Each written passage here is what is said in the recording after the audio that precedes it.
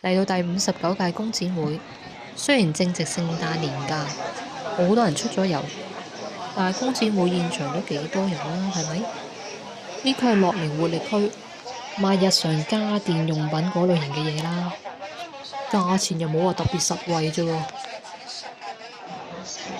嚟到食嘢嘅地方啦，果然人頭湧湧啊！呢間賣蛋糕嘅好似舊年幫襯過，10蚊一件棘，都幾抵。呢區直情唔使用眼睇，用個鼻聞就得㗎啦，全部都係山珍海味嘅味道。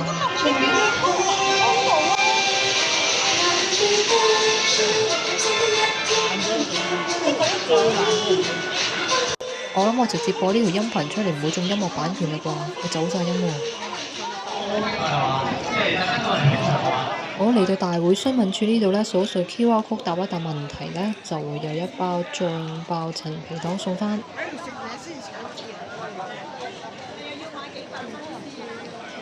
哇！呢個係咪大會吉祥物嚟㗎？有啲得人驚我樣。後邊有啲位俾你超住食嘢同飲嘢啦。社企有建樹吉祥物嚟踩場噃。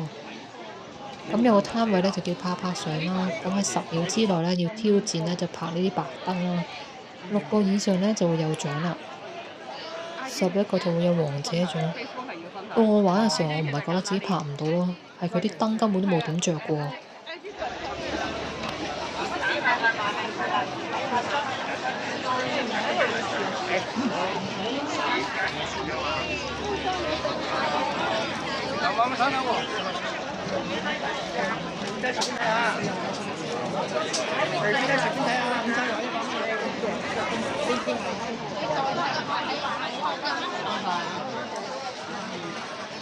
剔我最喜愛工展會小姐係例牌㗎啦，我剔咗10號咯，你哋覺得邊個最靚啊？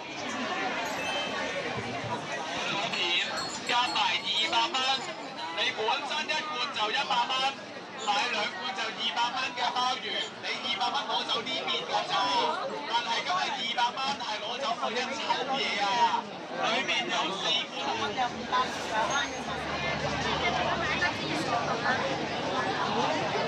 個素麵筋好軟。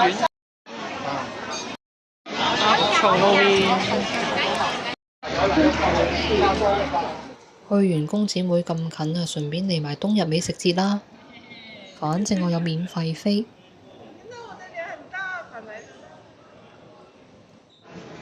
美食節隔離呢，就係潮流家居博覽，望落去都係啲按摩椅啊、廚具嗰類啦。咁我全部都冇興趣，咁掂行掂過就算啦。咁直接衝去美食節啊！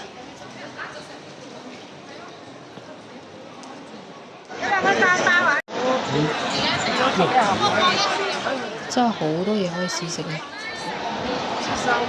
亦都好多特色嘅嘢食買。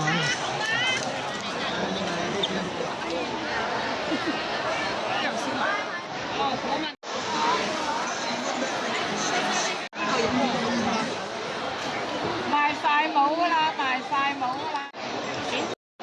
加藤，冇藤冇啦，